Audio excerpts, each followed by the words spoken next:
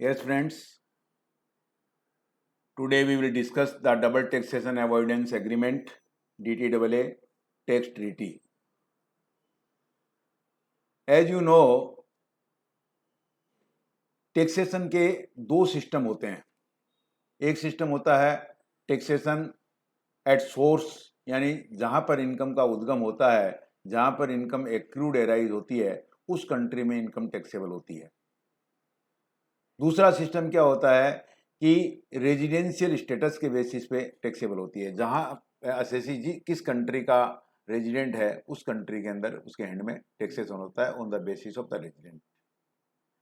अब इसमें सवाल ये आता है कि जब दो तरीके हैं टैक्सेशन करने के, सोर्स कंट्री में भी उसका टैक्सेशन होता है, एट सोर्स भी उसका वहां पर भी टैक्सेशन होता है, और एज रेजिडेंशियल बेसिस पे भी टैक्सेशन होता है, तो there may be a chances of double taxation.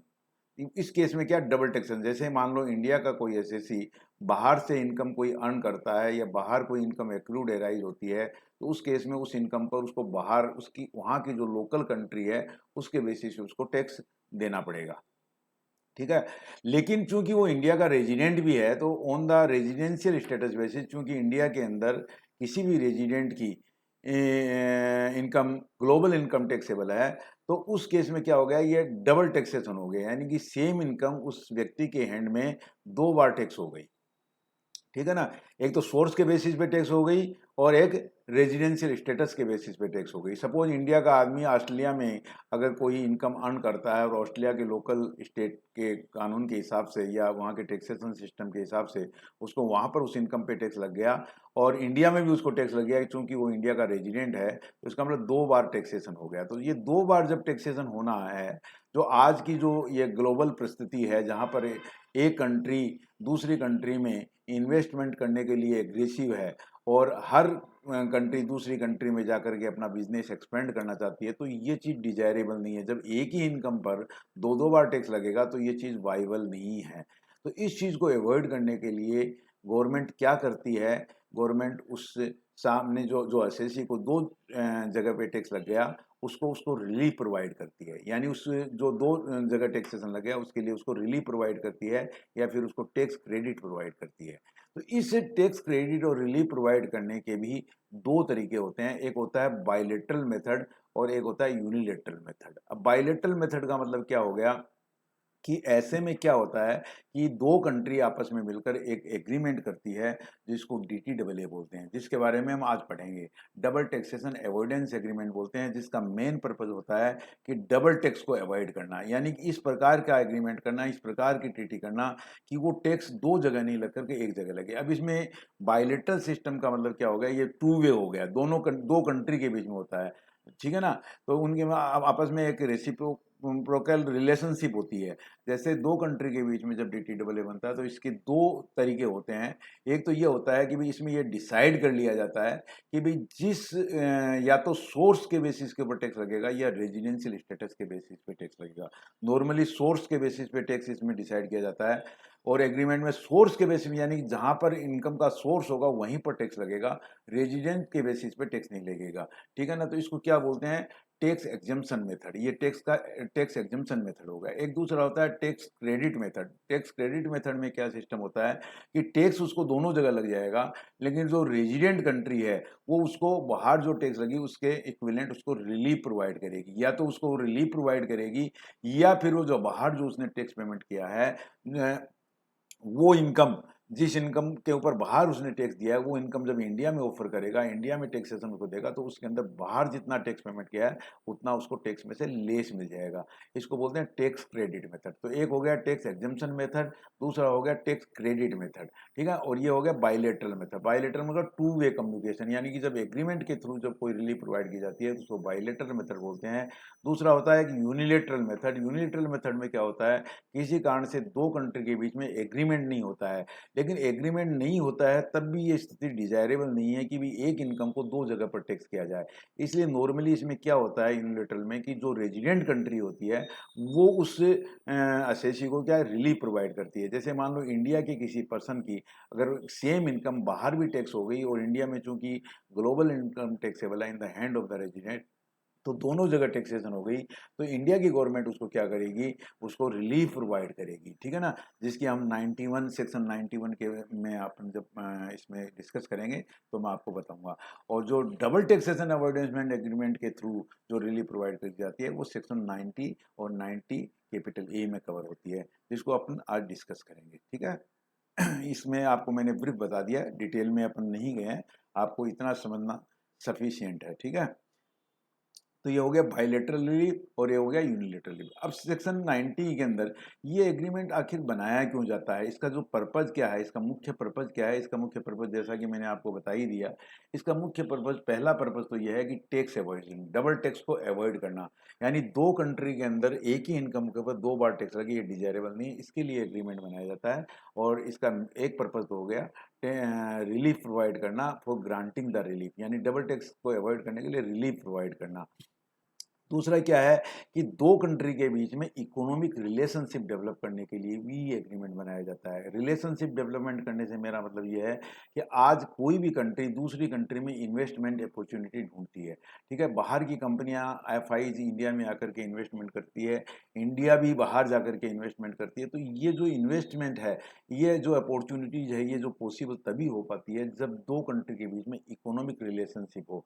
तो वहाँ पर भी इन्वेस्टमेंट की एक स्ट्रेटेजी डिसाइड हो जाती है पहले से कि भाई इन्वेस्टमेंट होगा, इसमें क्या प्रकार से टैक्सेशन लगेगा, क्या प्रकार से आप उसको रिलीफ प्रोवाइड करोगे, कैसे आप प्रमोट करोगे, ये सारी चीज़ें पहले से ही तय हो जाती है एग्रीमेंट के द्वारा। तो इसका एक दूसरा जो पर्पज़ होता है इकोनॉमिक रिलेशंस डेवलप करना और ट्रेड और इन्वेस्टमेंट को प्रमोट करना, ये भी इसका मेन उद्देश्य है। इसमें आपको इतना ही समझना। तीसरी चीज़ इसके अंदर क्या है, तीसरी चीज है exchange of information. Exchange of information के अंदर ये पहले मैं आपको ये बी ये बाद में बताता हूँ, और बी के पहले आपको सी ये बताता हूँ। For the exchange of information, exchange of information ये भी बहुत इंपॉर्टेंट चीज़ है।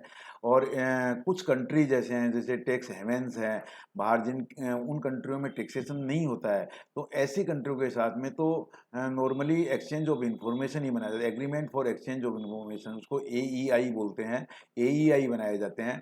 जैसे दुबई के साथ में ये बाहर जिन कंट्रियों में टैक्स हेवेंस होते हैं, जिनके अंदर टैक्स सोवेरन कंट्रीज बोलते हैं उनको, तो ऐसी कंट्रियों के अंदर क्या होता है, टैक्स है नहीं, तो इसमें क्या एक्सचेंज ऑफ इंफॉर्मेशन, यानी एक्सचेंज ऑफ इंफॉर्मेशन का मतलब ये हो गया कि अगर इंडिया का कोई एसएसी जिसके बाहर कोई एसेट्स है, बाहर कोई संपत्ति है, बाहर कोई फाइनेंशियल इंटरेस्ट है, तो उसका आपस में एक्सचेंज ऑफ इंफॉर्मेशन किया जाता है उसको पकड़ने के लिए। तो इस प्रकार के एग्रीमेंट जो नॉर्मली टैक्स हेवेंस होते हैं उनके साथ में बनते हैं, जिससे कि इंडिया का आदमी बाहर जाकर के टैक्स की चोरी नहीं कर सके, और उसकी बाहर क्या क्या असेट्स है और बाहर उसकी क्या असेट है, सिंगापुर में उसके क्या असेट्स है, दुबई में उसकी क्या असेट्स है, इसका मालूम तभी पड़ेगा जब इस प्रकार का एग्रीमेंट होगा, एक्सचेंज ऑफ इंफॉर्मेशन। यानी कि इंडिया उसको अपनी उसकी इन्फॉर्मेशन, वहाँ के जो व्यक्ति है उसका इन्फॉर्मेशन प्रोवाइड करती है, और वो बाहर की जो कंट्री है वो इंडिया की जो व्यक्ति जो बाहर चला जाता है उसकी इन्फॉर्मेशन प्रोवाइड करती है। इस प्रकार का भी एग्रीमेंट इसमें बनाया जाता है। दूसरा होता है एक recovery of income tax purpose के लिए। Recovery of income tax purpose के लिए भी यह जो है DWA बनाया जाता है। रिकवरी का मतलब ये क्या हो गया कि जैसा कि आपको मालूम है कि भाई एक अपने कानून है कि भाई बाहर अगर उसके कोई एसेट्स है, अगर फाइनेंशियल इंटरेस्ट है, तो उस केस के अंदर उसके 16 साल तक के खाते ओपन किए जा सकते हैं। तो अब उसकी बाहर क्या एसेट्स है, क्या नहीं है, ये सब चीज़ों की जानकारी कैसे मिलेगी, ये सब चीज़ों की जानकारी जब दो कंट्री के बीच में एग्रीमेंट होगा तो मिलेगी। तो इस प्रकार का एग्रीमेंट बनाया जाता है for the tax recovery purpose. और टैक्स रिकवरी पर्पज का दूसरा मतलब भी ये भी होता है कि उसके अंदर जो अपन इसके अंदर आगे एक सेक्शन में पढ़ेंगे, वो मैं आपको बताऊंगा आगे। उसके अंदर क्या होता है कि जब एक कंट्री दूसरी कंट्री को एक टैक्स रिकवरी के लिए, जैसे बाहर कोई व्यक्ति चला गया, यहाँ का इंडिया का कोई व्यक्ति जिसका टैक्स बकाया है, टैक्स आउटस्टैंडिंग बाहर चला गया, या बाहर का कोई पर्सन इंडिया में आ गया जिसका टैक्स पेंडिंग है, तो उस केस में क्या होता है, इंडिया की गवर्नमेंट है जो है उसको एक टैक्स सर्टिफिकेट वहाँ की गवर्नमेंट को देती है, और उस सर्टिफिकेट के बेसिस के ऊपर वहाँ की गवर्नमेंट उसकी रिकवरी कर करके इंडिया की गवर्नमेंट को देती है। इन द सेम मैनर बाहर का कोई व्यक्ति अगर इंडिया में आ गया और वो इंडिया में रेजिडेंट है या उसकी प्रॉपर्टी यहाँ पर सिचुएटेड है, तो उसके वो बाहर की गवर्नमेंट जो सर्टिफिकेट देती है, उस सर्टिफिकेट के बेसिस पे इंडिया की गवर्नमेंट उसको टैक्स रिकवरी करके देती है। ये अपन इसके आगे पढ़ेंगे। तो ये टैक्स रिकवरी पर्पज के लिए भी ये एग्रीमेंट बनाए जाते हैं। अब इसके अंदर एक बी ये जो क्लास है, ये फाइनेंस एक्ट के द्वारा अमेंडमेंट किया गया है, इसके अंदर एक चीज़ लिखी गई जो बहुत इंपॉर्टेंट है, वो थोड़ा ध्यान से समझ लीजिए। उसमें क्या है, for the avoidance of double taxation of income tax act and under corresponding law in force in that country or specified territory। अब यहाँ पर जहाँ भी मैं स्पेसिफाइड टेरिटरी की डिस्कस करूँगा तो आपको यही समझ के चलना है कि आउटसाइड इंडिया है, ठीक है ना। स्पेसिफाइड टेरिटरी का मतलब क्या होता है, एक पर्टिकुलर स्पेसिफाइड टेरिटरी होती है, जैसे कई छोटी छोटी कंट्रीज होती हैं जो दूसरी बड़ी कंट्री के अंडर में होती हैं, जैसे चाइना के अंडर में जैसे छोटे छोटे कई देश हैं, तो ऐसी प्रकार की पर्टिकुलर टेरिटरी से रिलेटेड जो एग्रीमेंट बनाए हैं तो उसको स्पेसिफाइड टेरिटरी बोलते हैं। लेकिन आपको इसमें कोई कंफ्यूज होने की दरकार नहीं है, आपको यही समझना है this is a outside India, ठीक है। जब भी मैं स्पेसिफाइड टेरिटरी बोलूँ या नहीं बोलूँ, आपको ये समझना है कि outside India and specified territory for the awareness of double taxation of income tax act under corresponding law in force in the country, इसका मतलब कंट्री और स्पेसिफाइड टेरिटरी, दोनों चीज इसमें कवर हो जाएगी। तो ठीक है ना, आपको इसके लिए स्पेशल अलग से कंफ्यूज होने की दरकार नहीं है। स्पेसिफाइड टेरिटरी पर्टिकुलर टेरिटरी जो बाहर किसी दूसरी कंट्री के अधीन होती है, उसको पर्टिकुलर उस प्रकार की ये टेरिटरी स्पेसिफाइड होती है, पहले से इसकी एरिया सब स्पेसिफाइड होती है, इसलिए इसको स्पेसिफाइड टेरिटरी कहा जाता है, ठीक है। तो इसमें क्या है, इस अमेंडमेंट में क्या खास बात है, ये आप समझिए ध्यान से। Without creating opportunity for non taxation, यानी कि जो ये डबल टैक्सेशन अवॉइडेंस एग्रीमेंट है, ये ठीक है बनता है और ये डबल टैक्स को अवॉइड करने के लिए बनाया जाता है, ये बात भी सही है, रिलीफ प्रोवाइड करने के लिए बनाया जाता है, ये बात भी सही है। लेकिन इसका जो पर्पज है, इसका पर्पज है without creating opportunity for non taxation, यानी कि ऐसी अपॉर्चुनिटी क्रिएट नहीं होनी चाहिए जिसमें टैक्सेशन ना हो या रिड्यूस टैक्सेशन हो, कम टैक्सेशन हो थ्रू टैक्स इवेजन, यानी टैक्स इवेजन की कोई डिवाइस अगर यूज की जाती है, यानी कि एग्रीमेंट का फायदा उठा करके अगर किसी भी प्रकार का टैक्स अवॉइडेंस किया जाता है, टैक्स इवेजन किया जाता है, या टैक्स ट्रीटी का ट्रीटी शॉपिंग की जाती है। ट्रीटी शॉपिंग का मतलब होता है कि एक एग्रीमेंट के जो प्रोविजंस है उसका बेनिफिट उठा करके उसको कलरेबल डिवाइस, उसको ऐसा कलर देना कि भाई वो जो काम हो रहा है वो कानून की एम्बिट में हो रहा है, ट्रीटी की एम्बिट में हो रहा है, लेकिन इनफैक्ट वो सारी क्या है, पेपरबाजी होती है। इस प्रकार की जो चीज़ होती है उसको टैक्स ट्रीटी बोलते हैं। जैसे फॉर एग्जांपल मैं आपको बताऊं, पहले ये सिस्टम था कि कुछ यहाँ के जो इंडिया के जो रेजिडेंट है वो बाहर फॉरेन में रहते थे और वो वहाँ का रेजिडेंशियल स्टेटस लेकर के फिर यहाँ पर इंडिया में अपनी प्रॉपर्टी को सेल करते थे, जिससे क्या होती थी वो टैक्स से वंचित हो जाते थे। लेकिन बाद के अंदर इस प्रकार के लूप होल्स हैं वो सब विंडो बंद हो गए, तो इसको टैक्स ट्रीटी बोलते हैं, यानी कि ट्रीटी का बेनिफिट उठाना, यानी गलत बेनिफिट उठाना, उसके ड्राफ्टिंग का फायदा उठाना, जबकि वो दिखने में वो अपेरेंटली वो काम कानून की एम्बिट में दिखता है, लेकिन उसके जो फैक्ट होते हैं वो अलग होते हैं। यानी कि सब्सटेंस ओवर फॉर्म्स, यानी सब्सटेंस उसका क्या है वो भी देखना पड़ेगा साथ में। फॉर्म तो ठीक है, लेकिन जो सब्सटेंस है वो फॉर्म्स के ऊपर है, यानी जो कानून की एम्बिट है उसमें फैक्ट्स को भी देखना पड़ेगा कि जो फैक्ट है वो उसका जो पर्पज है वो एविडेंस ऑफ टैक्सेशन नहीं होना चाहिए, ट्रीटी शॉपिंग नहीं होना चाहिए और for reduction of the tax नहीं होना चाहिए। ये अमेंडमेंट करके स्पेसिफिकली दिया गया है। पहले ये अमेंडमेंट क्यों करना पड़ा, पहले क्या है, कुछ हाई कोर्ट के सुप्रीम कोर्ट के केसेज इस प्रकार एसएससी के फेवर में आएंगे, एसएससी इस प्रकार से मैनेज कर लेता है कि जजमेंट अपने फेवर में ले लेता है, क्योंकि उनकी जो पेपर और जो डॉक्यूमेंटेशन होते हैं वो इस ढंग से वो लोग प्रिपेयर करते हैं। तो इस चीज़ को ज़्यादा स्पष्ट करने के लिए फाइनेंस एक्ट में अमेंडमेंट कर दिया कि भाई ट्रीटी का बेनिफिट अगर इस प्रकार से है, यानी कि जहाँ पर गार के सिस्टम एप्लीकेबल हो जाते हैं, गार में यही है, जनरल एंटी अवॉइडेंस रूल जो है वो इसीलिए बनाया गया है, इस प्रकार का जो कानून का जो ड्राफ्टिंग का जो बेनिफिट उठाने के लिए जो गार का यूज किया जाता है, तो वो ओवर राइडिंग होगा उसके ऊपर। फिर उसके बाद में जो ये जो ट्रीटी है वो ट्रीटी के प्रोविजंस अप्लीकेबल नहीं होंगे, फिर वो गार के प्रोविजन अप्लीकेबल हो जाएंगे। यानी कि ये इसलिए मैं क्लियर कट कर दिया। देखो इसमें आप इसको पढ़िए ध्यान से। For the avoidance of A double taxation of income under the act under corresponding law in force in that country or specified territory as the case may be, without creating opportunity for non-taxation or reduced taxation through tax evasion or avoidance including through treaty shopping arrangements, यानी इस प्रकार का arrangement करना, aimed at obtaining a relief provided in the said agreement for the indirect benefit to resident of any other country or territory.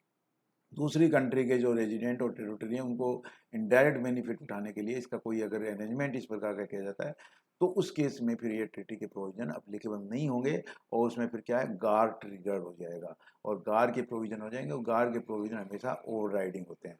तो ये चीज़ आपको ध्यान रखनी है। अगर गार से रिलेटेड कोई क्वेश्चन इसको अगर दोनों को मिक्स कर करके इस टाइप से देता है और गार के प्रोविजन वहाँ पर जब अप्लीकेबल हो रहे हैं और इस प्रकार का कोई टैक्स इविजन डिवाइस यूज हो रही है तो उस केस में फिर ट्रीटी के प्रोविजन अप्लीकेबल नहीं होंगे, वो उसके ऊपर जो गार के प्रोविजन है वो ओवरराइड करेंगे। ये आपको इसमें ध्यान रखना है, ये जो अमेंडमेंट है।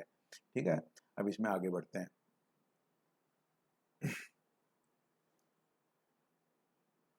अब इसमें जो मोस्ट इम्पोर्टेंट चीज़ें हैं वो आप इसमें समझ लीजिए। वो बहुत ज़रूरी है कि जब भी इसके ऊपर कोई क्वेश्चन आता है तो ये जो अभी मैं जो आपको बताने वाला हूँ पॉइंट्स, वो आपको एकदम ध्यान में रखने हैं। और जब भी आप का DTAA पर कोई क्वेश्चन आता है तो आपको वो चीज़ें दिमाग में होनी चाहिए और आंसर आपको अकॉर्डिंगली देना है। क्योंकि आंसर क्वेश्चन जब भी आता है कोई सीधा साधा ढंग से नहीं आता है। जो चीज़ एक्सेप्शन और एक्सप्लेनेशन में दी गई है वही टाइप की चीज़ें एग्जाम के अंदर पूछी जाती है, तो उन्हीं के ऊपर आपको विशेष कॉन्सेंट्रेट करना है। जैसा कि मैंने एक तो ये गार वाला बताया, ये वाली चीज़ बहुत इंपॉर्टेंट है। दूसरी चीज़ होगी ये जो मैं अभी आपको बताने जा रहा हूँ। ठीक है, इसमें क्या है, the provision of this act shall apply to the extent they are more beneficial to the assessee. अब इसका मतलब क्या हुआ, DTAA के अंदर क्या है, DTAA एक प्रकार का एग्रीमेंट होता है। जैसे पार्टनरशिप डीड बनती है उसके अंदर डिफरेंट टाइप के क्लाज होते हैं, पेरा होते हैं, वैसे ही ये भी एग्रीमेंट के अंदर बहुत सारे क्लॉज और पेरा होते हैं। उसके अंदर हर चीज़ डिफाइन होती है, उसके अंदर सारे टर्म्स डिफाइन किए होते हैं। रॉयल्टी की क्या डेफिनेशन है, FTS की क्या टेक्निकल सर्विस की क्या डेफिनेशन है, परमानेंट एस्टेब्लिशमेंट की क्या डेफिनेशन है, बिजनेस कनेक्शन का क्या मीनिंग है, सारे टर्म्स इसके अंदर डिफाइंड होते हैं। और एज गुड एज एक तरह का एग्रीमेंट होता है ये। उसमें कुछ कुछ क्लॉजेज होते हैं वो बाय डिफ़ॉल्ट होते हैं और कुछ क्लॉजेज अकॉर्डिंगली कस्टमरी जो आपस में जिस कंट्री टू कंट्री डिपेंड करते हैं वो उसमें डाले जाते हैं। ठीक है, एक इस प्रकार का ये एग्रीमेंट होता है। तो यहाँ पर अभी आप समझिए, the provision of this act shall apply to the extent they are more beneficial to the assessee. यानी कि इसमें क्या हो गया कि अब एक तरफ एक कानून क्या हो गया कि वो DTAA हो गया। DTAA एग्रीमेंट दो कंट्री के बीच में बन गया। ठीक है, और जब central government to central government के अगेंस्ट साथ में बनता है तो इसका मतलब वो पावरफुल चीज़ हो गई। ठीक है, एक दूसरी तरफ एक्ट है तो एक्ट भी एक सेंट्रल गवर्नमेंट का बनाया हुआ, दोनों चीज़ सेंट्रल गवर्नमेंट की है। अब इसके अंदर क्या है कि कई बार क्या होता है कि उसके अंदर जब प्रोविजन एग्रीमेंट के अंदर जो डिफाइन होता है और ये एक्ट के अंदर भी वो एक प्रोविजन दिया हुआ है, तो दोनों के अंदर प्रोविजन, तो दोनों कॉन्फ्लिक्ट करते हैं। सेम प्रोविजन अगर दोनों के अंदर है तो इसके अंदर यही बताया गया है कि मोर बेनिफिशियल टू एसएससी। जब ये दोनों चीज़ें एक ही सेम प्रोविजन दोनों एक्ट में भी दिया हुआ है, इधर एग्रीमेंट में दिया हुआ है, तो दोनों में से कौन सा प्रोविजन अप्लीकेबल होगा, जो मोर बेनिफिशियल टू एसएससी, यानी एसएससी को जो ज़्यादा बेनिफिशियल होगा। एक्ट का अगर बेनिफिशियल तो एक्ट का लगेगा और अगर DTAA का बेनिफिशियल तो DTAA का लगेगा। इसका मैं आपको एग्जाम्पल देना चाहता हूँ। सपोज एक रॉयल्टी इनकम है, बाहर का कोई नॉन रेजिडेंट है और यहाँ पर नो हाउ सप्लाई करता है इंडिया में। तो अब नो हाउ इंडिया में सप्लाई करता है तो वो नो हाउ के बदले में इंडिया की अगर मान लो कोई फॉरेन इंडियन कंपनी बाहर की अगर फॉरेन कंपनी को नो हाउ के बदले में मान लो रॉयल्टी देती है, फॉरेन कंपनी को या नॉन रेजिडेंट को रॉयल्टी प्रोवाइड करती है। ठीक है, रॉयल्टी पेमेंट करती है, तो royalty in the hand of the foreign company or non resident taxable होगी क्योंकि वो नो हाउ इंडिया में यूटिलाइज हो रहा है। तो इसके बेसिस पे क्या होगा, income deem to be accurate in India in the hand of the non resident के हैंड में टैक्सेबल होगी। ठीक है, अब वो यार रॉयल्टी प्रोवाइड कर रहा है, मान लो सपोज उस कंट्री के बीच में और इंडिया की कंट्री के बीच में DTAA है। ठीक है, और DTAA के अंदर जो रॉयल्टी का टैक्सेशन की जो रेट प्रोवाइड की गई है वो 35% प्रोवाइड की गई है। ठीक है, और जबकि इंडिया के में जो सेक्शन 115A है उसके अंदर जो रॉयल्टी की टैक्सेशन की जो रेट है वो 10% है। ठीक है, 10% है।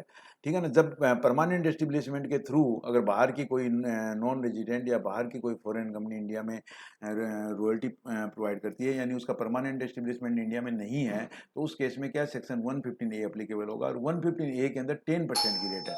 अब दोनों केसेस के अंदर जब एक में 35% की रेट है और एक में 10% की रेट है, तो उस केस में कौन सी रेट अप्लीकेबल होगी, तो उस केस के अंदर 10% की जो रेट वो अप्लीकेबल होगी, क्योंकि 35% की रेट ज़्यादा है और 10% की रेट कम है, तो जो more beneficial to the assessee यानी कि वो रेट उसको अप्लीकेबल होगी। ठीक है, अब दूसरा एग्जाम्पल इसमें मैं आपको बताता हूँ।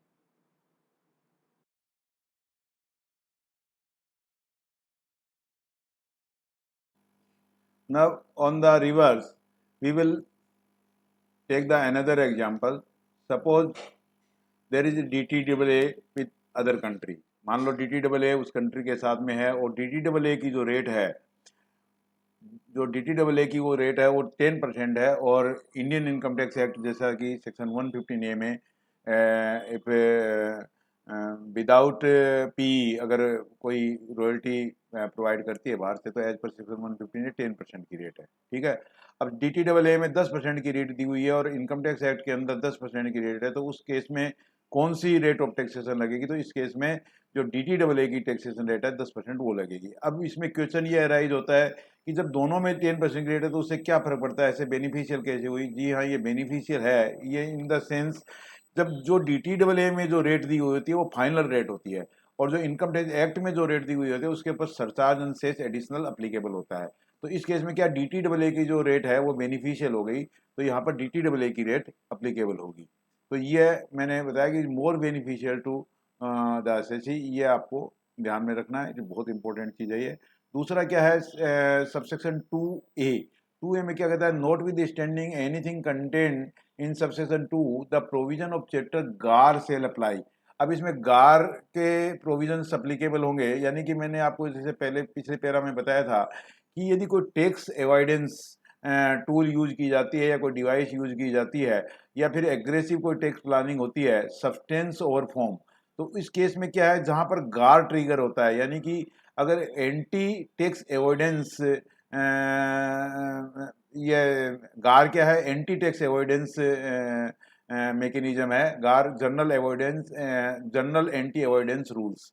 ठीक है, तो जहां गार ट्रिगर होगा, यानी जहां पर अगर एसएससी उसका गलत बेनिफिट ले रहा है, यानी कि कानून का जो रूप है उसके अंदर क्या कोई पेपर बाजी हो रही है, या फिर बाद में उसने पेपर की इस टाइप से सेटिंग की है या अपना मैकेनिज्म इस प्रकार से सेटअप किया है कि रियल में वो ऐसा लगता है कि भी कानून की एम्बिट में है, लेकिन इनफैक्ट वो क्या है, टैक्स अवॉइडेंस के लिए वो यूज किया जा रहा है, तो वहां पर क्या गार ट्रिगर हो जाएगा। तो इसमें आपको एक बहुत इंपॉर्टेंट ध्यान रखने की चीज ये है कि गार के जो प्रोविजन है, अगर उसको यहाँ पर अगर मिक्स कर करके ऐसी कोई इश्यू आती है, तो आपको ये ध्यान रखना है कि गार जहां पर भी ट्रिगर होगा, ठीक है ना, वहां पर गार के प्रोविजंस है वो ओवर रूल करेंगे, वहां पर डबल टैक्सेशन अवॉइडेंस एग्रीमेंट के जो प्रोविजंस है वो अप्लीकेबल नहीं होंगे, भले ही वो उसको मोर बेनिफिशियल है। ठीक है ना, तो यहाँ पर जैसे मैंने ऊपर के इसमें पैराग्राफ में भी आपको बताया था कि एंटी मतलब टैक्स एविजन की कोई डिवाइस यूज की हुई है या फिर कोई ट्रीटी शॉपिंग अरेंजमेंट है, इस प्रकार की कोई कलरेबल डिवाइस है जहाँ पर गार ट्रिगर होता है, गार की प्रोविजन अगर उसमें ट्रिगर होते हैं, एप्लीकेबिलिटी होती है गार की, तो गार के प्रोविजंस पहले एप्लीकेबल होंगे, और उसमें ये नहीं देखा जाएगा कि वो जो DTAA के जो प्रोविजन है मोर बेनिफिशियल टू एसएससी है, यानी गार के जो प्रोविजन है वो ओवर रूल करेंगे। ठीक है, तो आपको पहले ही सबसे पहले इश्यू में ये देखना पड़ेगा कि यहाँ गार के प्रोविजन तो ट्रिगर नहीं हो रहे हैं।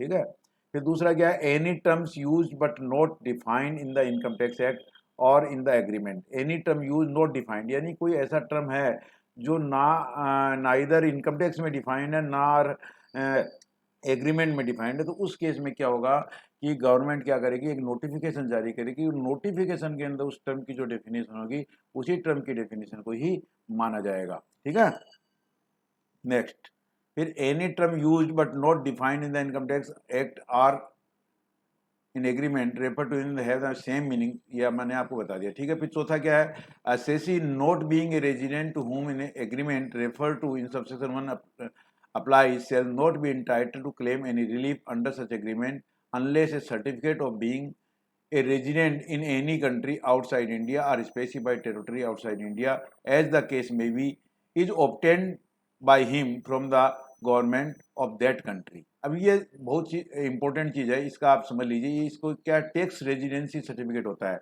अब जैसे दो कंट्री के बीच में सपोज DTAA है, बराबर है, अब सपोज DTAA के अंदर रॉयल्टी की रेट 5% है और as per income tax act 115 में 10% है।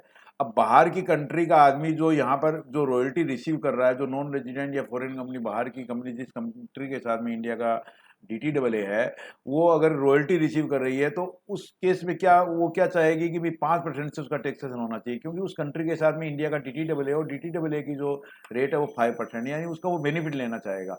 तो ये बेनिफिट उसको तब मिलेगा जब उसको उस कंट्री का रेजिडेंसी सर्टिफिकेट, जिसको TRC बोलते हैं, टैक्स रेजिडेंसी सर्टिफिकेट प्रोड्यूस करने पड़ेगा। टैक्स रेजिडेंसी सर्टिफिकेट प्रोड्यूस करने के बाद में ही उसको DTAA के बेनिफिट मिलेंगे, ठीक है।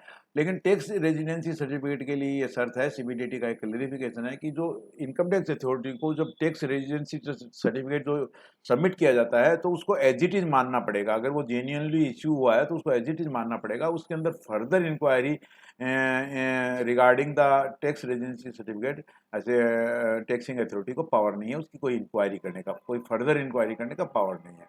अब ये टैक्स रेजिडेंसी सर्टिफिकेट का कंसेप्ट क्यों लाया गया, इसके पीछे क्या रीजन है वो आप समझ लीजिए। वो मैं आपको इसलिए समझाना चाहता हूँ कि इस प्रकार की कोई इश्यू आए तो आपके दिमाग में क्लिक होनी चाहिए। अब देखो इसमें एक चीज समझना आप कि जैसे मान लो US के साथ में इंडिया का DTAA है, ठीक है, और उसके अंदर रॉयल्टी की जो रेट है वो 5% है, ठीक है, उसमें रॉयल्टी की टैक्स की रेट है 5% है, ठीक है, और इंडियन एक्ट के अंदर कितनी है 10% है।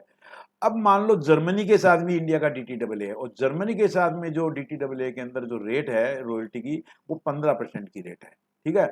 अब जर्मनी का कोई नेशनल अगर इंडिया के कोई कंसर्न को अगर नो हाउ प्रोवाइड करेगा और रॉयल्टी रिसीव करेगा इंडिया की कोई कंपनी से या रेजिडेंट पर्सन से, तो उस केस में वो क्या कोशिश करेगा कि उस 15% को, चूंकि उसको 15% अप्लीकेबल होगा, 15% की रेट है वहां पर, तो वो उसको अवॉइड करने के लिए वो क्या स्ट्रेटेजी करेगा, वो जाकर के US में अपनी ऑफिस खोलेगा और US से इंडिया को नो हाउ सप्लाई करेगा, जिससे क्या US का ट्रीटी का बेनिफिट लेने के लिए, यानी US के साथ जो ट्रीटी है उसमें 5% की रेट है और जो जर्मनी के साथ ट्रीटी है उसमें 15% की रेट है, तो वो जर्मन का जो नेशनल है वो उसका बेनिफिट लेने के लिए क्या करेगा, अमेरिका में जाकर के वो नो हाउ सप्लाई करेगा, जिससे कि उसका जो रेट ऑफ टैक्स है वो 5% हो जाए। उसको टैक्स सेविंग करने के लिए वो इस प्रकार की स्ट्रेटेजी यूज कर सकता है। तो ये टैक्स रेजिडेंसी सर्टिफिकेट का मतलब ही यही है, इसका जो पर्पज है वो यही है कि वो जो जर्मन जब वहाँ पर अमेरिका में जाकर के वो नो हाउ प्रोवाइड करेगा, तो उससे जब उसको DTAA का बेनिफिट क्लेम करेगा वो एज ए US के साथ जो DTAA है, तो उसका ट्रीटी का बेनिफिट लेने के लिए उसको टैक्स रेजिडेंसी सर्टिफिकेट देना पड़ेगा। अब वो टैक्स रेजिडेंसी सर्टिफिकेट जब इंडिया की गवर्नमेंट मांगेगी तो वो US का टैक्स रेजिडेंसी सर्टिफिकेट नहीं दे पाएगा, क्योंकि वो जर्मन का नेशनल है।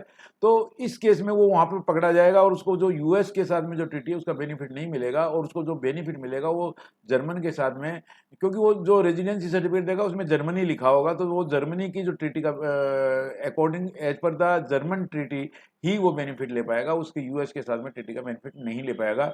इसके लिए ये टैक्स रेजिडेंसी सर्टिफिकेट का कंसेप्ट इंट्रोड्यूस किया गया है। तो ठीक है ना, ये आप अच्छी चीज़ है, ये आप ध्यान रखिए। और क्लेरिफिकेशन फ्रॉम CBDT ने जैसा क्लेरिफाई किया भाई TRC के बियॉन्ड वो कोई इंक्वायरी नहीं कर सकता। TRC अगर जेन्युइनली इशू हुआ है तो दैट इज द फाइनल, ठीक है। फिर एक्सप्लेनेशन 1 क्या बोलता है, for the removal of doubt it is hereby declare that the charge of tax in respect of foreign company. अब फॉरेन कंपनी और इंडियन कंपनी की जो रेट ऑफ टैक्सेशन है वो अलग अलग है, ठीक है। फॉरेन कंपनी की रेट क्या है 40% है और इंडियन कंपनी की रेट क्या है लेस है। लेकिन फॉरेन कंपनी के केस में मैंने आपको बताया, अगर फॉरेन कंपनी ये एज ए पोएम अगर इंडिया में रेजिडेंट भी है तो उस केस में भी फॉरेन कंपनी को जो रेट ऑफ टैक्सेशन लगेगी वो 40% ही लगेगी, यानी कि उसको जो फॉरेन कंपनी का जो लॉ है वही उसको अप्लीकेबल होगा और उसको 40% की टैक्स रेट लगेगी, इवन वो ड्यू टू पोएम अगर रेजिडेंट भी है। तो मैंने आपको पोएम वाले केस में पढ़ाया, ठीक है। तो अब ये 40% की जो रेट है इसमें कई कोर्ट के ऐसे डिसीजंस आए हैं, जैसा कि मैंने आपको बताया कि DTAA या एक्ट का जो प्रोविजन है वो दोनों more beneficial to the assessee होना चाहिए। अब इस केस में क्या काफ़ी कोर्ट्स के ऐसे जजमेंट आए हैं जिसके अंदर ये कहा गया कि भाई ये 40% की रेट है, ये लेस फेवरेबल है। तो इसमें एक्सप्लेनेशन इंसर्ट करके गवर्नमेंट ने क्लियर कर दिया कि भाई ये जो है ये लेस फेवरेबल नहीं मानी जाएगी और जो फॉरेन कंपनी है भले ही उस कंट्री के साथ में हमारा DTAA है, तो भी वो जो रेट ऑफ टैक्स है वो 40% ही लगेगी और उसको लेस फेवरेबल नहीं माना जाएगा, यही इसमें कहा गया है। और स्पेसिफाइड टेरिटरी का मतलब मैंने आपको बताया दिया कि स्पेसिफाइड टेरिटरी एक स्पेसिफाइड टेरिटरी आउटसाइड इंडिया, ठीक है ना। जो एक कंट्री बड़ी कंट्री के अंडर में अगर छोटी छोटी कंट्रीज होती हैं तो वो एक टेरिटरी एक स्पेसिफाइड रहती है, तो इसके बारे में आपको बहुत ज़्यादा डीप में जाने की दरकार नहीं है। जब भी मैं स्पेसिफाइड टेरिटरी बोलता हूँ या स्पेसिफाइड एसोसिएशन बोलता हूँ या आउटसाइड अदर कंट्री बोलता हूँ, तो तीनों सेम थिंग है और उसके जो प्रोविजंस है सारे वही लगेंगे जो 90 के अंदर जो प्रोविजन मैंने डिस्कस किए हैं वही सारे प्रोविजन लगेंगे। तो आपको अलग से कंफ्यूज होने की दरकार नहीं है, आप उसको अदर कंट्री आउटसाइड इंडिया ही समझ के आपको चलना है, ठीक है। फिर बाद में क्या है, where any terms use in an agreement enter into in subsection 1 and not defined under the said agreement और the act but is assigned a meaning it in notification, the meaning assigned to such term shall be deem to be have effect. अब देखो इसमें क्या है, जैसे कि मैंने terms के बारे में बताया, सपोज मान लो एग्रीमेंट के अंदर कोई टर्म डिसाइड नहीं किया गया, डिस्कस नहीं किया गया, डिफाइन नहीं किया गया, सॉरी है, और टर्म ना इनकम टैक्स के अंदर डिफाइन किया गया, तो उस केस में क्या होता है, मैंने आपको बताया कि वो नोटिफिकेशन जो जारी करेगा, नोटिफिकेशन में जो मीनिंग होगा वही मीनिंग उसका लिया जाएगा। अब सवाल ये आता है कि जैसे एग्रीमेंट की जो डेट होती है और नोटिफिकेशन की डेट होती है वो डिफरेंट होती है। सपोज एग्रीमेंट 2001 में बना था और नोटिफिकेशन 2021 में आता है, तो अब सवाल ये आता है कि जो डेफिनेशन आएगी, जो मीनिंग ऑफ द टर्म जो दिया जाएगा, वो उसका इफेक्ट कब से होगा, उसका इफेक्ट एग्रीमेंट की डेट से होगा या उसका इफेक्ट जब ये नोटिफिकेशन इश्यू किया जाएगा तब से होगा। तो इसका उत्तर है कि उसका इफेक्ट एग्रीमेंट की डेट से होगा, यानी रेट्रोस्पेक्टिव होगा। ये क्लैरिफिकेटरी नेचर का नोटिफिकेशन होता है और क्लैरिफिकेटरी नेचर की कोई भी चीज़ होती है वो रेट्रोस्पेक्टिव अप्लीकेबल होती है। तो इसमें आपको ये ध्यान रखना है कि वो एग्रीमेंट की डेट से अप्लीकेबल होगी, ना कि नोटिफिकेशन की डेट से। जो उसका मीनिंग है वो नोटिफिकेशन की डेट से अप्लीकेबल नहीं होगा, ठीक है। फिर बाद में की नोट्स में क्या दिया गया है, if the rate of DTAA are applicable then such में, ये आपको मैंने बता दिया कि जो रेट ऑफ टैक्स जो दी हुई होती है DTAA में वो फाइनल रेट होती है, उसमें सरचार्ज एंड सेस इंक्लूडिंग नहीं होता है, जबकि एक्ट के अंदर कोई भी रेट दी हुई होती है वो subject to surcharge and cess होता है, ठीक है। अब सेक्शन 90A के बारे में अपन यहाँ पर कोई डिस्कस नहीं करेंगे। इसमें वही चीज़ है जो स्पेसिफाइड टेरिटरी और स्पेसिफाइड एसोसिएशन के बारे में है कि एक जब पर्टिकुलर स्पेसिफाइड इंडिया की स्पेसिफाइड एसोसिएशन से दूसरी कंट्री की स्पेसिफाइड एसोसिएशन के बीच में जब कोई DTAA होता है, तो इसमें सारे जो रूल्स नियम जो भी है वो सेक्शन 90 के ही एप्लीकेबल होते हैं। खाली ये स्पेसिफाइड एसोसिएशन और स्पेसिफाइड टेरिटरी इसको 90A में डिस्कस किया गया है, तो इसके सारे जो सिस्टम है वो 90 के ही एप्लीकेबल होते हैं, तो इसलिए आपको इसमें अलग से बोधर होने की दरकार नहीं है। जैसा कि मैंने आपको बता भी दिया कि स्पेसिफाइड एसोसिएशन बोलूँ या स्पेसिफाइड टेरिटरी बोलूँ, you have to be understand the outside India, यानी कि अदर कंट्री है, आपको समझना है, उसको यही समझना है कि वो अदर कंट्री के साथ में है। स्पेसिफाइड टेरिटरी का मतलब अदर कंट्री, स्पेसिफाइड एसोसिएशन का मतलब अदर कंट्री, ठीक है। अदर कंट्री जब बोला तो अदर कंट्री, तो मतलब आपको वही सारे नियम लागू करने हैं। आपको यहाँ पर एग्जाम में अगर इस टाइप का कोई वर्ड वोकेबलरी आती है तो आपको कोई कंफ्यूज होना नहीं है, ठीक है। सेक्शन 91 की अब चर्चा करेंगे। सेक्शन 91, जैसा कि अपन ने अभी तक चर्चा की वो बायलैटरल रिलीफ के बारे में डिस्कस किया, अब हम चर्चा करेंगे यूनिलेटरल रिलीफ। यूनिलेटरल रिलीफ क्या होती है?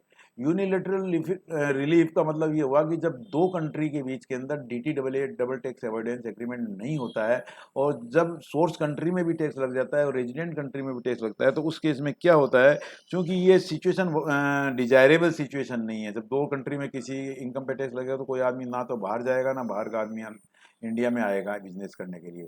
तो इस केस में क्या होता है, जो रेजिडेंट कंट्री होती है उसके दो कंट्री के बीच में ऑल दो DTAA नहीं है, उसके बाद भी उसको रिलीफ प्रोवाइड करती है, वो सेक्शन 91 के अंदर है।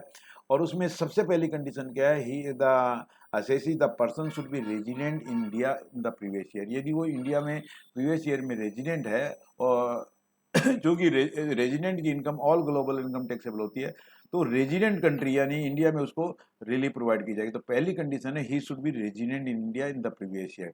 दूसरी इसकी कंडीशन क्या है कि income deem to be income should be accrued and arose outside India, यानी कि income accrued arose outside India होनी चाहिए, क्योंकि जब income accrued arose outside India नहीं होगी तो बाहर टैक्स लगने का सवाल ही नहीं होता है, क्योंकि वो एक्रूअल बेसिस पे ही टैक्स लगता है। तो वो इसकी दूसरी कंडीशन ये भी होनी चाहिए कि वो income accrued arrows India, suppose income accrued arose in India है तो उस केस में फिर डबल टैक्सेशन का सवाल ही नहीं आता है। ये तो वेरी कॉमन सेंस की चीज़। दूसरी चीज़ क्या है, this income should not be deem to be accrued arose in India, यानी कि जो income accrued arose outside India है वो deem to be accrued arose in India नहीं होनी चाहिए, क्योंकि उसमें अगर डीमिंग फिक्सन लग गया, सेक्शन 9(1) जैसे लग गया, जैसे रॉयल्टी के केस में, एफटीएस के केस में या इंटरेस्ट के केस में, जब डीमिंग सेक्शन लग जाता है यानी कि वो deem to be accrued arise in India मानी जाती है, तो जब deem to be accrued arise in India है इसका मतलब वो accrued and arise outside India नहीं है, और जब एक्रूड एराइज आउटसाइड इंडिया नहीं है तो सेक्शन 91 का बेनिफिट उसको नहीं मिलेगा। तो ये दोनों कंडीशन फुलफिल होनी चाहिए, इट शुड बी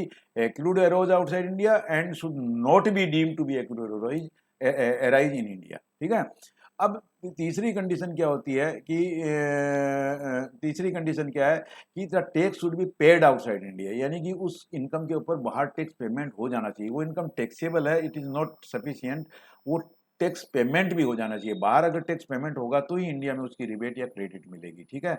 और फिर बाद में चौथी कंडीशन जो है नॉर्मल कंडीशन की भी, दोनों में एग्रीमेंट नहीं होना चाहिए। 91 की जो रिबेट है वो दोनों में एग्रीमेंट नहीं होता तो ही मिलती है, अदरवाइज अगर एग्रीमेंट होता है तो फिर DDAA के अनुसार चलना पड़ता है, फिर उसके बाद में ये 91 की रिलीफ का सवाल नहीं आता है।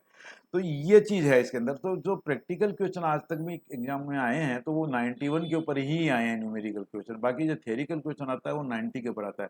लेकिन चूंकि 90 के अंदर बहुत सारे अमेंडमेंट और बहुत सारी चीज़ें हैं, तो अगर उसके अंदर भी कोई केस स्टडी जैसा क्वेश्चन आता है तो आपका गलत नहीं होना चाहिए। उसमें भी आपको केस स्टडी के क्वेश्चन में भी आप अगर सही आंसर देते हैं तो आपको एज गुड एज न्यूमेरिकल के जैसे ही मार्क्स मिलते हैं। तो वो चीज़ भी आपको ध्यान में रखनी है, बहुत इंपॉर्टेंट है।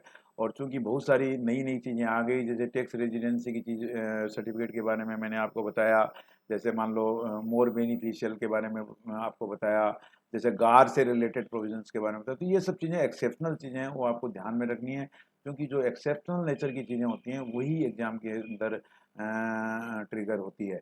और पर्टिकुलरली जहाँ तक फाइनल के एग्जाम का सवाल है तो थोड़ी एक्सेप्शनल चीज़ ये आएगी जो एक्सप्लेनेशन या प्रोविजन से रिलेटेड चीज़ है, तो आपको ध्यान रखनी है। मैंने आपको बहुत डिटेल में और अच्छा से बताया आपको। ठीक है। फिर अब इसके अंदर क्या है कि अब ये रिबेट कैसे प्रोवाइड करेंगे, चलो इसके ऊपर आते हैं, मेन सब्जेक्ट के ऊपर आते हैं। अब doubly tax income, doubly tax income का मतलब क्या हो गया, जो इनकम बाहर भी टैक्स हो गई और इंडिया में टैक्स हो गई। जैसे मान लो एक 4 लाख रुपए की रॉयल्टी है, वो जो बाहर अर्न करता है, तो बाहर अर्न करता है तो उसका बाहर टैक्स लग गया, और इंडिया में भी चूंकि ग्लोबल इनकम टैक्स चल रहा है तो वो 4 लाख रुपए की क्या हो गई, एक डब्ली टैक्स इनकम हो गई। अब सपोज उस रॉयल्टी इनकम के साथ में उसकी अगर इंडिया में भी अदर इनकम होती है तो उस केस में क्या होगा, इंडिया में जो टैक्सेशन होगा बाहर की इनकम प्लस इंडिया की इनकम दोनों को मिला करके टैक्स होगा। और जो इनकम ग्रोस टोटल इनकम आएगी उसके अंदर जो भी डिडक्शन रिबेट्स जो भी अवेलेबल है वो सारे उसको मिलेंगे, वो सारे लेस हो जाने के बाद में जो टोटल इनकम आएगी, टोटल इनकम के ऊपर अपन को टैक्स कैलकुलेट करना है, और जो टैक्स कैलकुलेट करेंगे tax calculated divided by the total income, तो इंडिया की रेट ऑफ टैक्स आ जाएगी। ठीक है। इन द सेम मैनर अपने को बाहर की फॉरेन की इनकम का भी टैक्स रेट निकालना है। तो फॉरेन की इनकम टैक्स रेट का मतलब ये है कि बाहर जो भी टैक्स पेमेंट किया है और बाहर की इनकम जो भी इंडिया में टैक्सेबल हो रही है, बाहर जो टैक्स पेमेंट किया डिवाइडेड बाय द जो इंडिया में उस जिस इनकम को अपन ऑफर कर रहे हैं वो रेट ऑफ टैक्स हो गई। ठीक है ना। नॉर्मली क्या होता है फॉरेन वाले केस के अंदर आपको TDS दिया की रेट दी रहती है, जो TDS की रेट होती है वही फॉरेन टैक्स रेट होती है। तो फॉरेन टैक्स रेट आ गई, इंडिया की टैक्स रेट आ गई। अब दोनों को आपको क्या देखना है, विच एवरेज लोअर, जो उसमें से लोअर है उस लोअर रेट को पकड़ना है। सपोज जैसे मान लो इंडिया की रेट 10% आती है, बाहर की फॉरेन की रेट 9% आती है, तो विच एवरेज लोअर कौन सी होगी, 9% हो गई। अब जो डब्ली टैक्स इनकम क्या है, डब्ली टैक्स इनकम जो रॉयल्टी बाहर भी टैक्स हो गई इंडिया में टैक्स हो गई, उस 4 लाख को 9 से मल्टीप्लाई कर देंगे तो 9% आ जाएगी। तो वो जो 4 लाख का जो 9% होगा वो क्या हो जाएगा, आपका रिलीफ हो जाएगा। जो जो टैक्स पेबल आपका इंडिया का जो टैक्स पेबल आएगा वो उसमें से लेस हो जाएगा। तो वो सेक्शन 91 की रिलीफ हो गई। तो इस प्रकार आपको रिलीफ डिटरमाइन करनी है, और इसके अंदर जितने प्रैक्टिकल क्वेश्चन दिए गए हैं आपका स्टडी मटेरियल में वो आप करेंगे तो आपको ज़्यादा क्लियरिटी आएगी। थियरी सुनने से खाली क्लियरिटी नहीं आएगी, तो वो आपको करना है। उसके अलावा इसमें क्या है सबसेक्शन और है 90 सबसेक्शन 2, उसके अंदर क्या दिया कि पाकिस्तान की जो एग्रीकल्चर इनकम के बारे में दिया है, क्योंकि पाकिस्तान की जो एग्रीकल्चर इनकम होती है वो एज पर वहाँ के एग्रीकल्चर टैक्स के हिसाब से टैक्सेबल होती है। तो अदर लॉ, इसके अंदर अदर लॉ पाकिस्तान की एग्रीकल्चर इनकम के लिए स्पेशली ये कवर किया गया है। अगर पाकिस्तान में वो एग्रीकल्चर इनकम टैक्सेबल है तो सेम उसका भी कैलकुलेशन और जो मेनर ऑफ कैलकुलेशन है वो जैसे मैंने आपको ऐसे 90(1)(1) में बताया वैसे ही 90(1)(2) में होगा। आपको ऐसे ही मान के चलना है कि वो पाकिस्तान की जो एग्रीकल्चर है उनको बाहर टैक्स लग गया।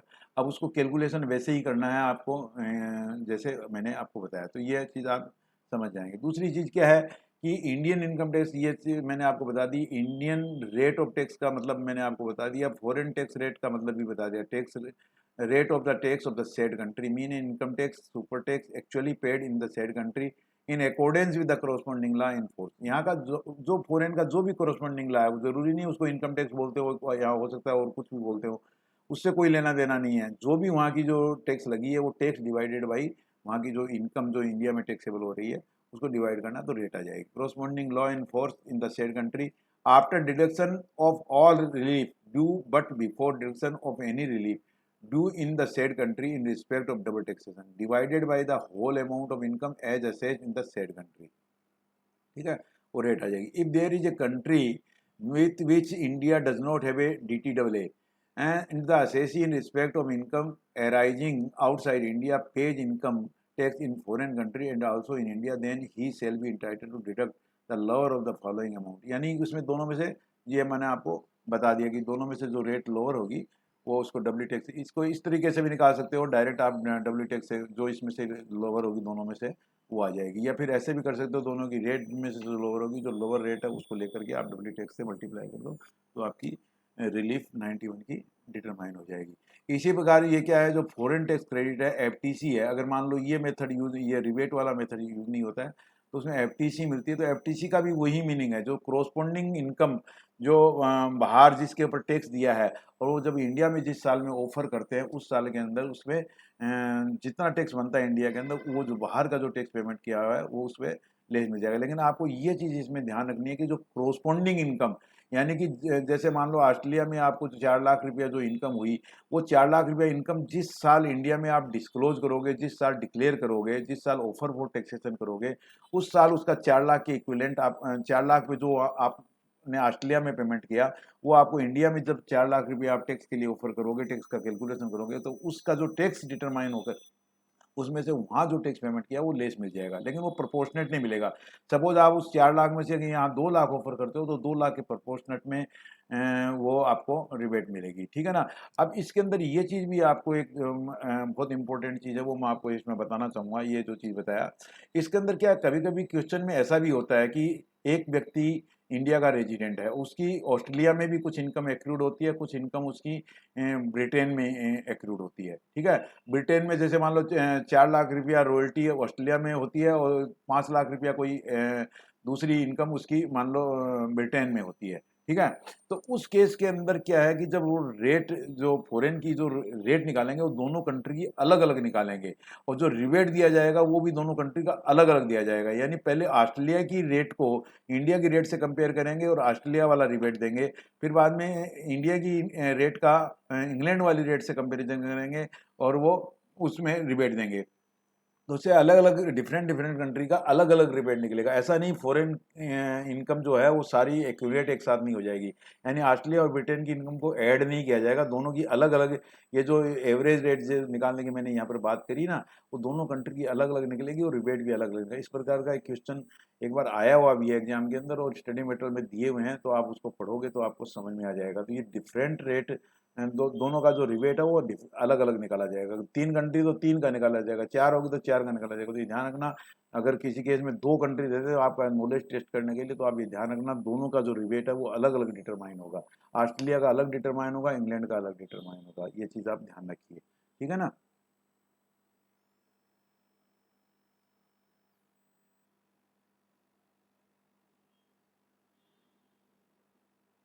ठीक है, FTC के बारे में मैंने बता ही दिया। जो क्रोस्पोंडिंग इनकम जब ऑफर करेंगे वो उतना आपको पेमेंट मिलेगा, ठीक है ना, वो उससे ज़्यादा नहीं मिलेगा। और एफटीसी के लिए कंडीशन ये भी है कि जैसे मान लो आपका 100 रुपया इंडिया में टैक्स बनता है और बाहर मान लो आपने 110 रुपया पेमेंट किया, तो आपका जो क्रेडिट मिलेगा वो 100 रुपये तक ही मिलेगा, वो नहीं, वो माइनस में फिगर नहीं जाएगी।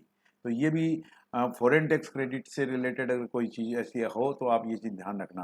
यानी बाहर आपने उस इनकम के ऊपर 110 रुपया पेमेंट किया और इंडिया में उसका 100 रुपया टैक्स बनता है, तो 100 रुपये तक ही वो लेस होगा, यानी 110 रुपया वो लेस नहीं होगा, ठीक है ना। और सबसे बड़ी कंडीशन क्या है कि बाहर वो पेमेंट हो जाना चाहिए टैक्स। अगर बाहर वो पेमेंट नहीं हुआ, अगर बाहर आपने किसी कोई डिस्प्यूट कर रखा है या आप कोर्ट में गए हुए हो, जब तक आप वो पेमेंट नहीं करोगे तब तक आपको इंडिया में उसकी क्रेडिट नहीं मिलेगी, ठीक है। अभी अपन मेन एक इम्पोर्टेंट चीज़ के ऊपर डिस्कस करेंगे, concept of the permanent establishment. ये परमानेंट एस्टेब्लिशमेंट है क्या? परमानेंट एस्टेब्लिशमेंट का कंसेप्ट जब भी हम इंटरनेशनल टैक्सेशन की बात करते हैं तो हमारे दिमाग में क्लियर होना बहुत ज़रूरी है, क्योंकि जहाँ पर चूंकि जहाँ पर दो कंट्री के बीच में डबल टैक्स एवोइडेंस एग्रीमेंट होता है, तो उस केस में बाहर की foreign company or non resident की बिजनेस इनकम इंडिया में तभी टैक्सेबल होगी जब उसका इंडिया में पीई है। अगर वो पीई के थ्रू बिजनेस करता है तो ही उसकी इनकम टैक्सेबल होगी, अदरवाइज इनकम टैक्सेबल नहीं होगी। अगर दो कंट्री के बीच में डीटीडबलए है तो डीटीडबलए का ये सबसे पहला कंडीशन है। डीटीडबलए जो अपने यूएन मॉडल या ओईसीडी मॉडल में जो डिफाइन किया गया है उसके अंदर जो उसकी डेफिनेशन दी गई है आर्टिकल 5(2) के अंदर, वो क्या है? Place of management, branch, office, factory, workshop, mine and oil और गैस वेल और क्वेरी और any other place of extraction of natural resources. यानी कोई भी fix place of business through which the business is carried out partially and fully and partially business is carried out. तो ये इसकी एक definition है, ये एक इलस्ट्रेटिव डेफिनेशन है, ये कोई एग्जॉस्टिव डेफिनेशन नहीं है। It is the matter of the fact की चीज़ है। अगर कोई भी ऐसा प्लेस जिसके थ्रू अगर बाहर की एंटिटी, बाहर का नॉन रेजिडेंट या फॉरेन कंपनी इंडिया में बिजनेस करती है, तो उस की जो बिजनेस इनकम है वो up to the confined to that P उसकी टैक्सेबल होगी। अब ये कन्फाइंड टू पी का मतलब क्या हो गया कि उस पी से रिलेटेड जितनी इनकम होगी वही टैक्सेबल होगी। ये चीज़ आपको बहुत ध्यान रखनी है कि कन्फाइंड टू पी यानी पूरी होल कंपनी की इनकम टैक्सेबल नहीं होगी। जो इंडिया में उसका जितना ऑपरेशन है पीई के थ्रू, उससे रिलेटेड जितनी इनकम जनरेट होगी वही उसके अंदर टैक्सेबल होगी। इसलिए एक बहुत थोड़ा डिबेटेबल सवाल है कि पीई की जो इनकम है कैसे डिटरमाइन की जाए, उसका ऑपरेशन कैसे डिफाइन किया जाए, कितना एक्सटेंड तक इंडिया में ऑपरेशन है, कितना बाहर ऑपरेशन। तो इसलिए आजकल इसमें एडवांस प्राइसिंग एग्रीमेंट में भी मैंने आपको बताया था कि एडवांस प्राइसिंग एग्रीमेंट में भी इस क्लोज को ले लिया है कि इसमें भी ऑलरेडी पहले से ही वो डिटरमाइन हो जाता है कि भाई इतना ऑपरेशन माना जाएगा कि इंडिया में जो है इतना % ऑफ ऑपरेशन है इंडिया में लिया जाएगा, बाकी बाहर लिया जाएगा। तो सारे टर्म्स कंडीशन उसके भी आजकल एडवांस प्राइसिंग एग्रीमेंट के थ्रू भी डिफाइन हो जाते हैं। तो ये एडवांस प्राइसिंग एग्रीमेंट में भी जब मैं पढ़ाया था तो उसमें भी एक अमेंडमेंट था। तो पी का जो इनकम होता है आप ये समझ लीजिए कि confined to operation of the P, यानी उस पी का जितना ऑपरेशन है इंडिया के अंदर उतना ही उससे रिलेटेड जो इनकम होगी वही टैक्सेबल होगी। और एक चीज़, दूसरी चीज़ मैंने आपको ये बताई कि भाई डीटीडबलए अगर दो कंट्री के बीच में है तो बिजनेस इनकम तभी टैक्सेबल होगी जब पीई के थ्रू होगी। अगर पीई नहीं है तो income taxable, business income taxable नहीं होगी। लेकिन उसमें से बिजनेस इनकम में आपको 3 इनकम को छोड़ देना है। कौन कौन सी 3 इनकम है? रॉयल्टी, एफटीएस और इंटरेस्ट। ये तीनों इनकम को आपको छोड़ देना है। इनको क्यों छोड़ देना आपके दिमाग में याद इसलिए रहेगा, मैं आपको याद करवा देता हूँ। सेक्शन 911 में इनकी जो टैक्सेबिलिटी का जो सिस्टम है वो अलग है। अगर कोई बाहर रॉयल्टी पेमेंट की जाती है, fee for technical service payment की जाती है for the service utilise in India, तो उस केस के अंदर क्या होता है कि वो इंडिया में deem to be accurate in India मानी जाती है और वो टैक्सेबिलिटी उसकी होती है। और विदाउट पी जब रॉयल्टी यहाँ पर टैक्सेबल जाती है सेक्शन 115 एप्लीकेबल होता है, उसमें 10% की रेट लगती है। लेकिन जब ये रॉयल्टी अगर पी के थ्रू अगर की जाती है तो उसमें बाद में कन्फाइंड टू पी है उसका कैलकुलेशन होता है। तो ये 3 कंडीशन में ये जरूरी नहीं है, ये विदाउट पीई भी हो सकती है।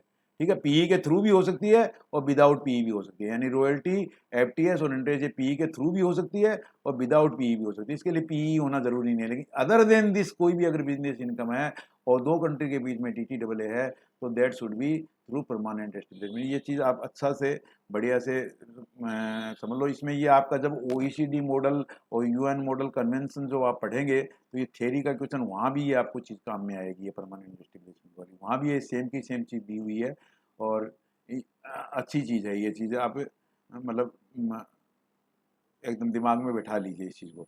दूसरी चीज़ अपन डिस्कस करेंगे बिजनेस कनेक्शन। ये भी एक बहुत इंपॉर्टेंट चीज़ है। जब भी इंटरनेशनल टैक्सेशन में टैक्सेशन की अराइज होती है तो तीन चीज़ें बहुत महत्वपूर्ण है। एक तो रॉयल्टी, एक इंटरेस्ट और एफटीएस, इसका टैक्सेशन कैसे होता है ये चीज़ आपको आनी ही आनी चाहिए। दूसरी चीज़ परमानेंट एस्टेब्लिशमेंट का क्या कॉन्सेप्ट है ये चीज़ आपको ध्यान में होनी ही होनी चाहिए। तीसरा चीज़ क्या है कि ये जो बिजनेस कनेक्शन है ये क्या चीज़ होती है ये आपके दिमाग में सेट होना ही चाहिए, क्योंकि ये चीज़ें ऐसी है, ये जब तक आपके सेट नहीं होगी दिमाग में तब तक आप कॉन्सेप्चुअली आपको क्लियरिटी इंटरनेशनल टैक्सेशन में आएगी ही नहीं। आप ये चीज़ एकदम लिख लीजिए, ठीक है। सॉरी जो बात नहीं करेंगे इसको। तो ये क्या है business connection in India. Business connection India का मतलब क्या होता है कि बिजनेस कनेक्शन के बारे में मैं आपको इसमें पूरा नहीं बताऊंगा। सेक्शन 911 में बिजनेस कनेक्शन की डेफिनेशन दी है। इसके कुछ एक्सेप्शन भी दिए हुए हैं कि कुछ एक्सेप्शनल केसों में वो बिजनेस कनेक्शन नहीं माना जाता, हालांकि वो बिजनेस कनेक्शन जैसा ही होता है लेकिन बिजनेस कनेक्शन नहीं माना जाता है। वो स्पेसिफिकली स्पेसिफाइड है, वो आपको ध्यान रखने हैं।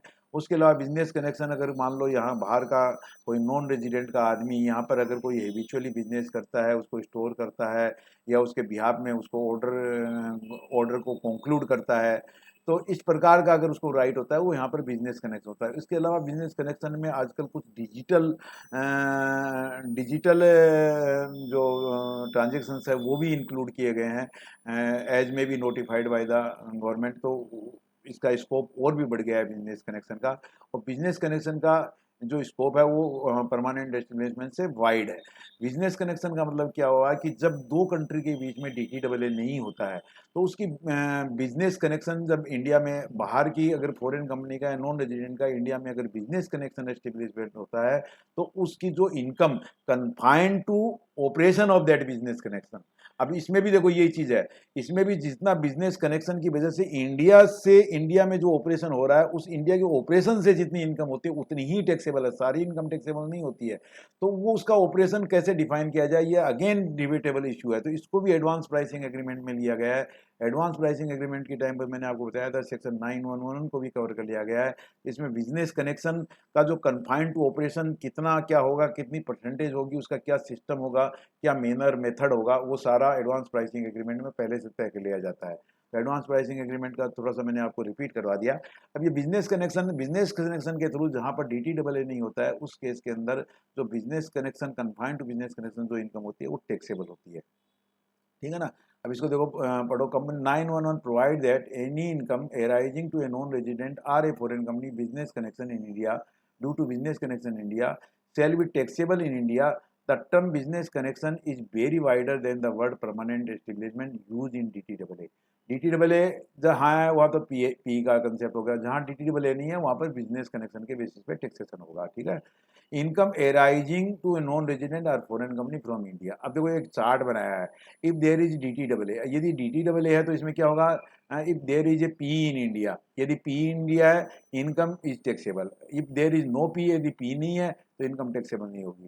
और बिजनेस कनेक्शन में क्या है, इफ देयर इज नो डीटीडब्ल्यूए नहीं है, इफ बिजनेस कनेक्शन है इनकम टैक्सेबल होगी। यदि बिजनेस कनेक्शन एस्टेब्लिश नहीं होता है तो इनकम टैक्सेबल नहीं होगी। तो पहले तो ये देखना पड़ेगा कि whether there is a business connection or not. तो बिजनेस कनेक्शन के लिए उसको अपने को डिटेल में सेक्शन 911 पढ़ना पड़ेगा तो अपने को समझ में आ जाएगा कि इसमें क्या है। इसमें नॉर्मली जो ब्रॉड डेफिनेशन है वो यही है कि जब बाहर नॉन रेजिडेंट के बिहाफ में यहाँ पर कोई आदमी हैबिचुअली स्टॉक मेंटेन करता है, ऑर्डर प्रोक्योर करता है और ऑर्डर को सबसे बड़ी बात उसको कंक्लूड करने का राइट अगर उसको होता है तो उस केस में वो बिजनेस कनेक्शन एस्टेब्लिश होता है। उसके अलावा और भी बहुत सारी चीज़ें हैं, कुछ डिजिटल ट्रांजेक्शन्स भी इसके अंदर आए हैं और उसके अलावा कुछ एक्सेप्शन भी हैं उन केस में।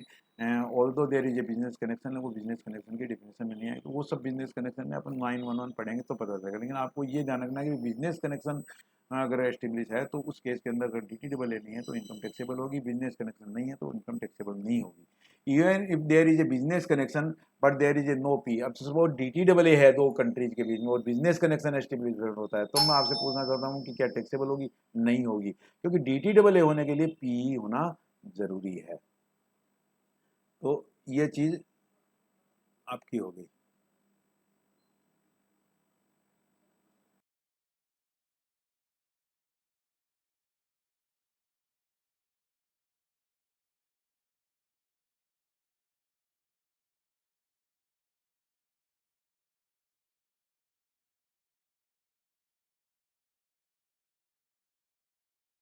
एक जुडिशरी प्रोनाउंसमेंट है जो कि उसके बारे में मैंने वैसे आपको बता दिया है।